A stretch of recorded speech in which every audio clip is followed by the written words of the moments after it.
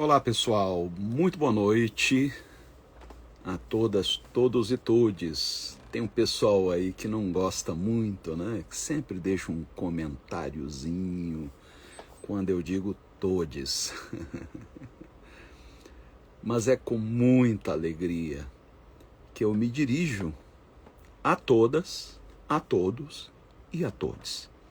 Eu quero que a nossa mensagem contemple igualmente a todos os segmentos. Quero que você se sinta acolhido, amado. Quero dar boas-vindas a você que nos prestigia de qualquer lugar do Brasil e do mundo, que acompanha as nossas lives a cada segunda-feira. E quero contar tanto com a sua companhia, que para mim é preciosa, mas também com a sua divulgação. Vamos dar uma alavancada aqui na audiência da live. E é simples, é só você clicar aí no aviãozinho, no rodapé da transmissão. Vai aparecer para você sua lista de contatos. Tá aí, você clica geral ou clica naqueles que você acredita que gostariam de participar desta live. E hoje, dando seguimento aí à nossa proposta dos últimos dias, né, nós vamos estar falando de escatologia bíblica, mais precisamente sobre um assunto que tira o sono de muita gente. Hoje nós vamos falar da tal marca da besta. Você sabe qual é a marca da besta? Eu lembro que nos anos 90, eu acho que foi a Kia, né? Quem lançou um carro aqui no Brasil chamado Besta, que foi até muito usado como van, né, para fazer transporte público. E eu lembro de muita gente brincando com isso. Quando se perguntava qual é a marca da besta, alguém respondia, é a Kia. A gente tá rindo, mas a coisa é séria. Tem muita gente sendo aterrorizada com isso. Já se falou tanta coisa sobre a marca da besta. Para você ter uma ideia, desde que me entendo por gente, hein? Já disseram que a marca da besta tem a ver com a internet, que o www seria uma referência velada ao 666. Já disseram que tinha a ver com código de barras, agora com QR Code. Disseram que é um microchip que será implantado na pele das pessoas. E por último, não faz muito tempo, associaram a marca da besta, vejam só, com a vacina da Covid. Disseram que a vacina era a desculpa que os governos estavam dando para implantar um chip nas pessoas. Será que tudo isso tem amparo nas escrituras sagradas? O que será a marca da besta? Me diz aí, se você tem uma opinião formada, o que você acha? O que será? É sobre isso que nós queremos falar hoje. Eu preparei um texto que, na verdade, é trecho do meu livro Apocalipse. Não do primeiro fascículo, que já foi lançado, mas do segundo fascículo ainda a ser lançado. E eu quero aproveitar esse texto de minha autoria para discorrer um pouco sobre o assunto. Mas antes, você tem uma Bíblia? Quer me acompanhar? Eu vou ler Apocalipse, capítulo 13, justamente na passagem que fala desta besta e desta marca, 666. Então, Apocalipse 13, a partir do verso 11, diz assim: Então, vi subir da terra outra besta, que tinha 2 chifres semelhantes aos de um cordeiro, mas falava como dragão.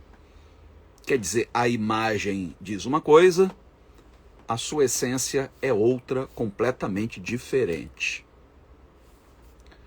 Exercia toda a autoridade da primeira besta na sua presença e fazia que a terra e os moradores que nela habitavam adorassem a primeira besta, cuja chaga mortal fora curada. E fez grandes sinais, de maneira que até fogo fazia descer do céu à terra à vista dos homens.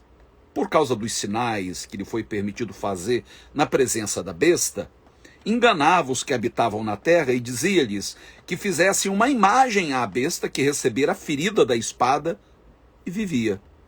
Foi-lhe concedido também que desse fôlego à imagem da besta, para que ela falasse e fizesse que fossem mortos todos os que não adorassem a imagem da besta. E fez que a todos, pequenos e grandes, ricos e pobres, livres e escravos, lhes fosse posto um sinal na mão direita ou na testa, para que ninguém pudesse comprar ou vender, senão aquele que tivesse o sinal ou o nome da besta, ou o número do seu nome. Aqui há sabedoria. Aquele que tem entendimento, calcule o número da besta, pois é o número de um homem. O seu número é 666. 666. Aliás, uma das minhas canções prediletas do Iron Maiden tem justamente como título The Number of the Beast. O que dizer do que acabamos de ler aqui? Para início de conversa, eu quero esclarecer que há diversas linhas de interpretação do livro de Apocalipse. Existe aquela linha futurista, que é a que a maioria dos cristãos, pelo menos no Brasil, abraça, que acredita que as profecias contidas neste livro todas estariam apontando para o futuro, ainda aconteceriam.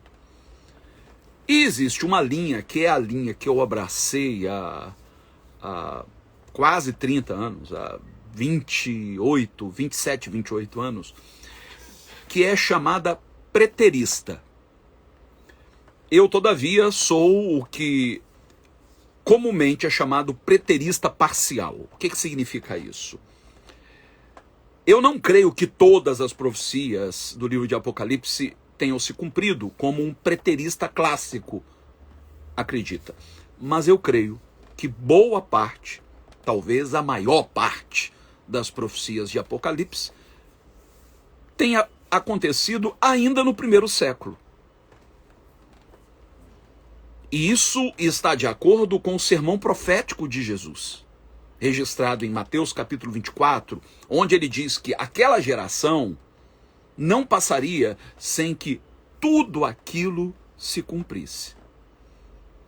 Então, a leitura que eu faço do livro de Apocalipse é uma leitura que aponta para algo já consumado. Então, eu busco identificar na história o cumprimento dessas profecias. Dito isso, prestem bastante atenção. João vê e descreve duas bestas, dois monstros. Uma que emerge do mar, a outra que vem da terra. O grande objetivo desta segunda besta é promover a adoração, o culto à primeira besta. Eu não quero entrar muito em detalhes agora, quem sabe em outra oportunidade. O culto ao imperador romano, está em foco aqui. Embora os judeus, a princípio, pareciam rejeitar tal ideia, ao entregar o seu Cristo às autoridades romanas, e você lembra disso, eles mesmos disseram: não temos outro rei senão César, o imperador de Roma. Isso foi dito no momento em que Pilatos apresenta Jesus à multidão e diz: eis o vosso rei. E as autoridades judaicas que ali estavam disseram: não, nós não temos outro rei, nosso rei é César. Acerca desse episódio, Alford observa uma degradante confissão da parte daqueles infiéis sacerdotes do povo sobre quem fora dito, em 1 Samuel 12:12, o Senhor vosso Deus era o vosso rei. Uma vez que César se arrogava a Deus, logo afirmar sua lealdade a ele era o mesmo que abdicar de suas esperanças messiânicas e endossar o culto ao imperador romano. Para os judeus da época, o Messias deveria ter outro perfil, não o de Jesus. Imagine, entrando em Jerusalém montado num jumentinho, falando de paz, falando de perdoar os inimigos. Não era este o Messias pelo qual eles tanto aspiravam. Eles queriam um general, um guerreiro, alguém que confrontasse Roma. Uma vez que Jesus não preenchia esses requisitos, eles o entregaram às autoridades romanas para que fosse crucificado. E quando Pilatos diz, aqui está o vosso rei, eles dizem, não, nosso rei é César. Então eles colocam em César uma confiança que deveria ter sido colocada em Jesus. João ainda afirma que a segunda besta promoveria a morte de todos os que não adorassem a imagem da primeira. Você pode ver isso, Apocalipse 13:15. Quem são esses que não aderiram à adoração do imperador? Justamente os discípulos de Jesus, que mais tarde foram chamados de cristãos. E o que não falta no Novo Testamento são relatos alusivos à perseguição que os judeus de então empreenderam contra os cristãos. E a desculpa apresentada por eles era sempre a mesma: os cristãos não são leais a César.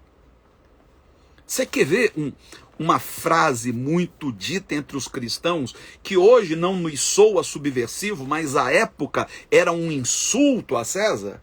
A frase, Jesus Cristo é o Senhor. Por isso que Paulo diz que ninguém diria tal coisa se não fosse pelo Espírito Santo, porque dizer tal coisa era colocar sua vida em perigo. Dizer que Jesus era o Senhor era dizer que Jesus ocupava lugar de proeminência na vida deles. Lugar este que César reclamava, que César dizia ocupar. Em Atos, no capítulo 17, do verso 5 ao 7, nós lemos que os judeus, movidos de inveja, tomaram consigo alguns homens perversos dentre os vadios, e ajuntando o povo, alvoroçaram a cidade, e assaltando a casa de Jason, os procuravam, Paulo e Silas, para entregá-los ao povo. Mas não os achando, trouxeram a Jason e alguns irmãos à presença das autoridades romanas da cidade, clamando, estes que têm alvoroçado o mundo chegaram também aqui, Tessalônica, os quais Jason recolheu.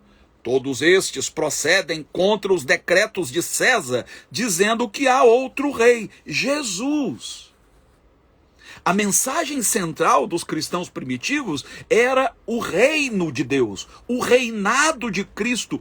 E isso ia contra os interesses do império.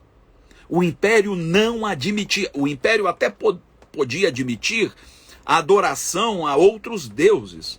Isso não ameaçava a sua hegemonia. Mas dizer que havia outro rei, que Jesus era esse rei, isto era por demais subversivo. Isso tinha que ser combatido.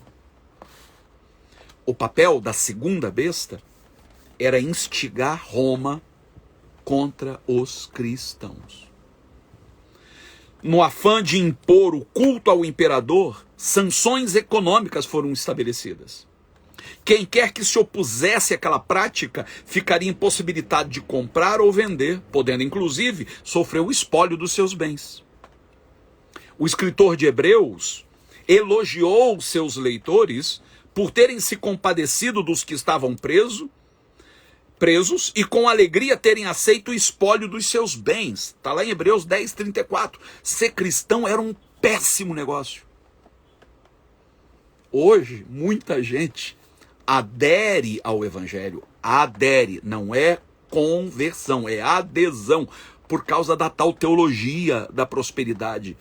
Porque os pregadores buscam convencer os seus clientes, também chamado de fiéis, que abraçar a mensagem do evangelho é o melhor negócio que há. Você vai prosperar, você vai se tornar uma pessoa bem-sucedida. Naquela época não dava para pregar isso. Porque ser cristão era quase que assinar sua sentença de morte. Era sofrer o espólio dos seus bens. Era comum na comunidade judaica da época o confisco de propriedades e possessões de pessoas que fossem consideradas hereges ou desleais às orientações dos líderes religiosos. Geralmente, essas pessoas eram reduzidas à miséria. A fidelidade dos cristãos à sua fé custava-lhes muito caro. Não fosse o espírito comunitário que havia entre eles, muitos teriam morrido na mais absoluta miséria. Uma vez tendo sido espoliados, já não teriam como comprar ou vender coisa alguma. Os romanos agiam de maneira semelhante aos judeus com aqueles que desertavam ou que se insurgiam contra Roma. Esse tipo de situação provavelmente era mais comum e talvez mais severa em lugares da Ásia Menor. Quando o vidente escreveu o livro de Apocalipse, à luz disso podemos dizer que era um péssimo negócio ser cristão. Reconhecer a Cristo como Deus, Rei, soberano, era, por assim dizer, aceitar um convite ao sofrimento e até um possível martírio. E quanto à marca da besta? O que seria afinal? João diz que pessoas de todos os segmentos sociais deveriam ter tal marca. Ricos, pobres, livres, escravos, homens, mulheres. Isso se quisessem continuar desfrutando da liberdade de comprar e vender. É bem provável que o pano de fundo aqui seja o charagma imperial. Desmond, em seus Bible Studies, afirma que os papiros dos primeiros séculos nos fornecem evidências de que os documentos comerciais oficiais tinham de ter o nome e a imagem do imperador estampados. Tal prática era conhecida como charagma, que é a palavra encontrada no texto em Apocalipse, traduzida em nosso idioma por marca ou sinal. E olha que interessante, há um precedente histórico interessante registrado em Macabeus 3:29. Macabeus é um livro que não está na Bíblia protestante, mas na Bíblia católica. Ali é relatado que Ptolomeu Filadelfo compeliu alguns judeus alexandrinos a receberem a marca do deus Dionísio, para identificá-los como sendo seus devotos. Não era incomum que alguns religiosos se deixassem marcar com símbolos ou nomes da divindade de sua devoção. Creio que João toma tal prática pagã como analogia do poder exercido pelas bestas nas esferas econômica, social e, sobretudo, religiosa. Assim como os cristãos fiéis a Cristo teriam a marca de Deus em suas frontes, Apocalipse também fala disso, e é claro que a gente não pode aqui levar o pé da letra, é algo de caráter espiritual. Então, assim como os cristãos tinham este selo, né? Paulo se refere a ele, diz que todos quantos cremos fomos selados com o Espírito Santo. Nós temos o charagma de Deus, a marca de Cristo.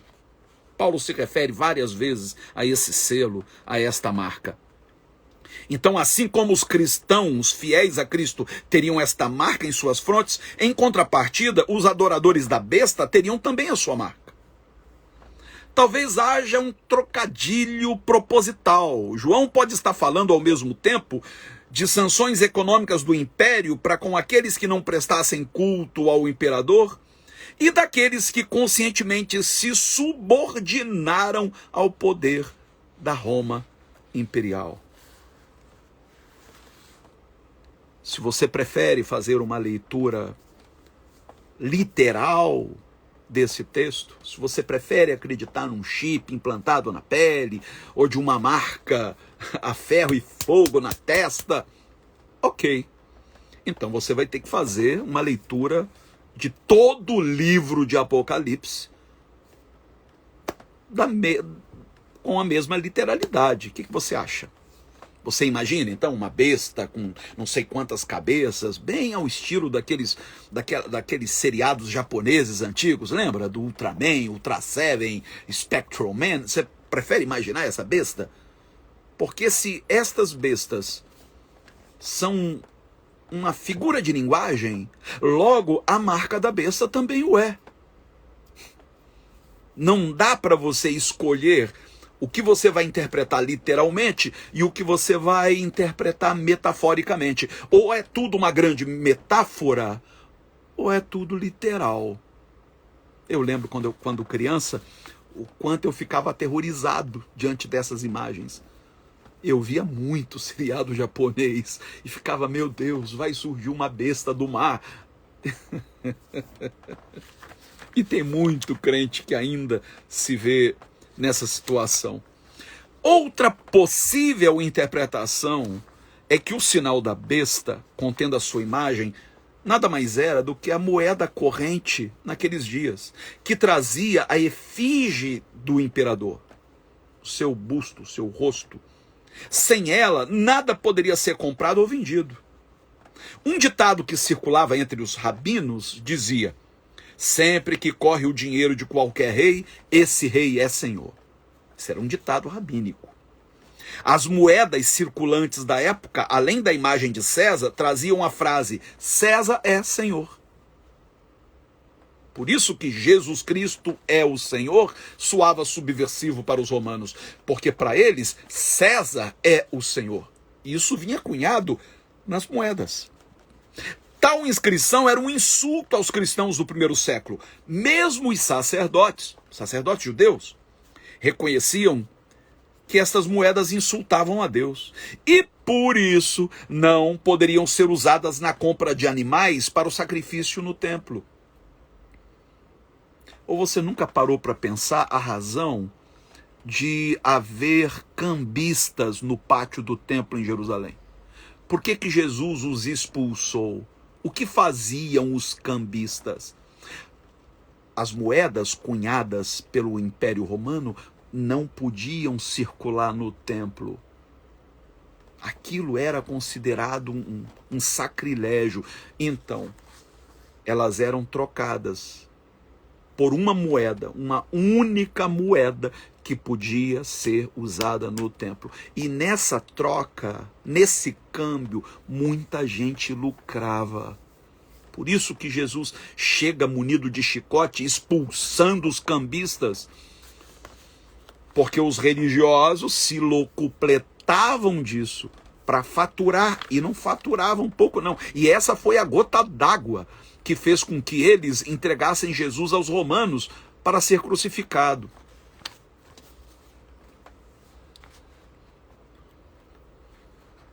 Ainda que não se prostrassem diante de uma imagem do imperador romano, um judeu da época jamais, se prestaria a isso, ainda assim eles estavam prestando culto a uma divindade que Jesus chamou de Mamon. O problema não era fazer uso da moeda corrente do império, mas deixar-se dominar pelo desejo obcecado de possuí-la. Como já disse alguém, o dinheiro é um ótimo servo, mas é um péssimo senhor. E conforme Jesus assegurou, está lá em Mateus 6,24, ninguém pode servir a dois senhores. Porque ou há de odiar a um e amar o outro, ou há de dedicar-se a um e desprezar o outro. Não podeis servir a Deus e às riquezas e a Mamon. Mas os judeus contemporâneos de Jesus preferiram se dedicar ao lucro e abrir mão de sua posição como nação escolhida de Deus. Por isso que Jesus disse a eles, olhando nos olhos: o reino vos será tirado e será entregue a um povo que produza os seus frutos. Por isso que não faz sentido acreditar hoje, sob a vigência da nova aliança, que os judeus seguem sendo o povo escolhido de Deus. Eles carecem da mesma salvação que qualquer gentil. Deus não tem povo predileto na face da terra. Aos olhos de Deus, a vida de um judeu e de um palestino tem exatamente o mesmo valor. Quando os cristãos vendiam suas propriedades e depositavam o dinheiro aos pés dos apóstolos para que fosse repartido entre todos da comunidade, eles estavam dando testemunho de que Mamon já não era o senhor de suas vidas. Você pode conferir lá depois, Atos 4:34. Eles sabiam que, conforme Jesus havia salientado, onde estivesse o seu tesouro, ali estaria o seu coração. Jesus diz isso em Mateus 6:21, no famoso Sermão da Montanha. Então, colocar aquelas ofertas aos pés dos apóstolos era colocar o seu tesouro, o seu coração, e dizer: o Senhor da minha vida é Jesus Cristo, e não César, e não os interesses imperiais, e não o dinheiro. É claro que os cristãos faziam uso das moedas romanas, porém jamais se devotaram ao lucro, como muitos judeus e gentios faziam à época. Eles as possuíam, mas não eram possuídos por elas. A relação da igreja com o dinheiro era pautada nos princípios ensinados por Jesus e seus apóstolos. Paulo, por exemplo, diz, vai vendo onde é que isso aqui vai chegar. Paulo vai dizer em 1 Coríntios 6:12, todas as coisas me são lícitas, mas eu não me deixarei dominar por nenhuma delas. Então é lícito hoje, por exemplo, um cristão ganhar bem, ter um patrimônio, construir um patrimônio? Não é lícito. O que não convém é que ele, uma vez leal a Cristo e ao Evangelho, seja dominado por essas coisas. Essas coisas não podem nos ter. Veja, ainda que eu acredite numa interpretação preterista do Apocalipse, os princípios ali contidos seguem vigentes até os dias de hoje. Isso quer dizer que muita gente continua sendo marcada pela besta. Não aquela propriamente, que tem nome, já eu vou dizer quem foi, mas pela besta do sistema, do consumismo, do materialismo, da ganância tão propagada pela teologia da prosperidade, por exemplo. Baseados nesse princípio de não se deixar dominar por nada, Paulo diz que os cristãos deveriam ser desapegados de tudo o que pertencesse a este mundo. Olha que interessante, o que ele vai dizer em 1 Coríntios 7, 30 e 31. Os que compram, diz ele, devem agir como se nada possuíssem. Os que usam deste mundo como se dele não abusassem, pois a aparência do mundo passa. Será que isso aqui vale para os dias de hoje? Porque hoje o que eu ouço é muita ostentação sendo chamada de testemunho. As pessoas ostentam e dizem, foi Deus que me deu. Me deu porque eu fiz uma oferta de sacrifício, me deu porque eu fiz por merecer, eu me esforcei, me deu porque eu cumpri todos os requisitos da chamada meritocracia. Espera aí. Você até tem o direito, é lícito você ter, você trabalhar, dar um duro para conquistar alguma coisa, mas daí se deixar dominar por aquilo, viver em função daquilo, fazer daquilo seu Deus, fazer daquilo o grande objetivo da sua vida. Paulo alertou a seu pupilo, Timóteo, para que tomasse cuidado com aqueles que achavam que a piedade cristã era fonte de lucro. Tem muita gente incorrendo nisso, não é não? De fato, explica o apóstolo, é grande fonte de lucro com o contentamento, porque nada trouxemos para este mundo e nada podemos levar dele. Tendo, porém, sustento e com que nos vestir, estejamos contentes. Mas os que querem ficar ricos, não sou eu quem diz, é o apóstolo Paulo, os que querem ficar ricos caem em tentação e em laço, e em muitas concupiscências loucas e nocivas, as quais submergem os homens na ruína e perdição. Porque o amor do dinheiro é a raiz de todos os males. E nessa cobiça alguns se desviaram da fé e se traspassaram a si mesmos com muitas dores.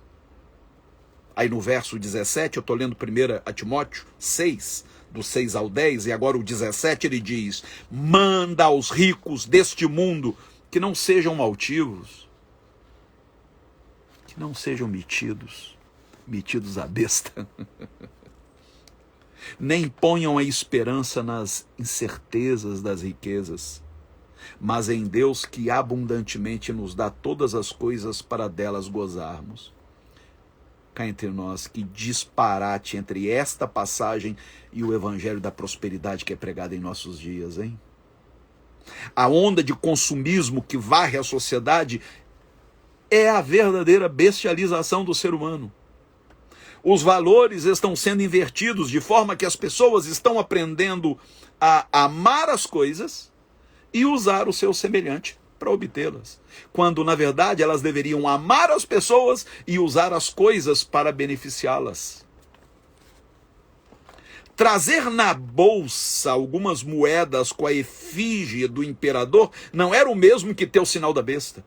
O problema era quando a pessoa era marcada pela ambição material e fazia do dinheiro o grande alvo da sua existência. Aí ela estava marcada na testa, quer dizer, na consciência, a ferro e fogo, marcada na mão direita, que representa biblicamente a do trabalho, da posse, do ter.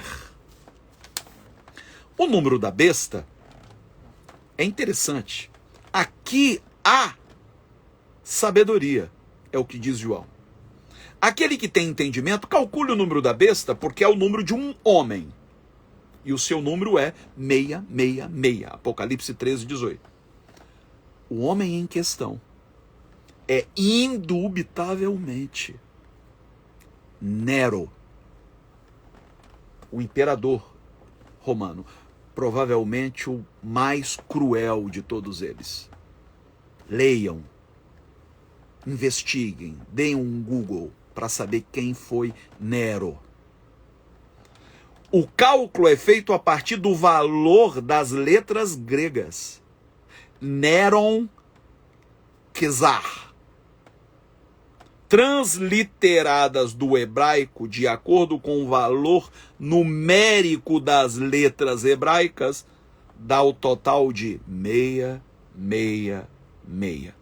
Isso se dá pelo fato de João escrever em grego, enquanto pensa em hebraico. Achados arqueológicos comprovam que Nero era conhecido pelo valor numérico do seu nome, 666. Quando o nome Nero César é passado para o hebraico, temos Neron Quesar. Basta então fazer o cálculo de acordo com o valor numérico de cada letra. N tem um valor de 50. R, o valor de 200. W, o valor de 6. N, de 50. Q, de 100. S, de 60. R, de 200. Total, 666. E como se não bastasse as evidências, vale dizer que todos os escritores cristãos primitivos que falaram sobre o Apocalipse, começando por Irineu, conectavam a besta de Apocalipse com Nero ou com algum outro imperador romano. Então pode-se dizer que a besta do Apocalipse é tanto Nero quanto o império como um todo, incluindo os imperadores que o sucederam. Agora, isso esgota o assunto? É claro que não. Porque tudo o que encontramos nas Escrituras encerram lições preciosíssimas. O que aconteceu lá atrás, envolvendo Jerusalém, envolvendo os cristãos primitivos, nos trazem lições preciosíssimas. Cada geração lida com a sua própria besta. Há sempre uma besta emergindo, quer seja do mar ou da terra. Besta que emerge do mar é besta que emerge lá de fora. Besta que emerge da terra é besta que emerge do nosso próprio contexto social. Quando nós colocamos aspirações messiânicas em alguém, aquela pessoa está preenchendo o lugar daquela besta. Porque este lugar só pertence a Cristo. Só Cristo. Não é o dinheiro, não são bens materiais, nenhuma organização internacional, nada. Eu entendo a importância de cada organização internacional. Cada uma tem o seu papel a cumprir, mas daí colocar nelas aspirações que só Cristo é capaz de atender, aspirações messiânicas. Não coloque o seu coração em dinheiro. Quer dinheiro? Dinheiro não cai do céu. Dinheiro vem com trabalho. Trabalhe, se empenhe. Se tiver oportunidade, estude, se especialize. Não é problema ter dinheiro. Problema é o dinheiro ter você. Aí você está marcado. Está marcado na fronte, está marcado na mão direita. Aquele que tem a marca de Cristo na sua vida não se deixa marcar por nada. Nós não somos gado. Nós não somos gado de besta alguma. Nós temos o selo de Deus, o selo do Espírito Santo. E é este Espírito Santo que nos conduz pelo mundo, que nos encoraja a prosseguir, que nos confere oportunidades de crescimento, mas sem jamais permitir que nada nos domine, que nada se estabeleça como Senhor da nossa existência. Eu quero terminar orando como sempre faço. Topa orar comigo? Senhor, nós te damos graças por esta palavra. Eu sei que o teu Espírito Santo falou ao coração de alguém nesta noite. Removeu vendas. Teu povo está cansado de todo esse terror que se faz em torno de Apocalipse. E eu sei que geralmente quem recorre a esse tipo de expediente quer exercer domínio, é manipular aqueles que são teus. Nós não somos propriedades de líder algum, nós não somos propriedades de denominação religiosa alguma, nós somos livres para vivermos de acordo com a tua boa, perfeita e agradável vontade e não de acordo com expectativas de um sistema que só quer se retroalimentar. Por isso pedimos, Senhor, que o Senhor nos conduza, que o Senhor nos guarde. Se há arestas a serem aparadas, que sejam, Senhor, mas que jamais nos coloquemos numa posição de servidão a sistema algum. Nós oramos em nome de Jesus. Amém e amém. Gente querida, eu estou chegando no finalzinho, mas eu tenho uma novidade. Sexta-feira, agora, dia 17, vai sair uma edição da revista Veja com uma entrevista que demos na semana passada. Eu não sei o quanto da entrevista vai ser publicado, não tenho a menor ideia, né? A gente não tem ingerência sobre isso. Mas se publicarem tudo o que dissemos, vai ser uma bênção. Eu tenho certeza que vai abençoar muita gente. A próxima edição da revista Veja, que sai sexta-feira, no dia 17. E para completar, eu quero deixar o meu apelo, você que ama este ministério, você que tem sido abençoado através das nossas reflexões, das nossas postagens, nós precisamos de ajuda para prosseguir. Nós precisamos de mãos que se estendam, que nos apoiem. Nós desenvolvemos um trabalho social e já na próxima semana estaremos remetendo, como já fazemos há vários meses, recursos para um trabalho lindo, um projeto social riquíssimo de acolhimento a 62 meninas em Moçambique, na África. Como também para o projeto Gramachinhos, que alimenta 300 crianças por dia no lixão de Jardim Gramacho, além das cestas básicas que serão entregues para as famílias cadastradas no projeto Eu Escolhi Amar.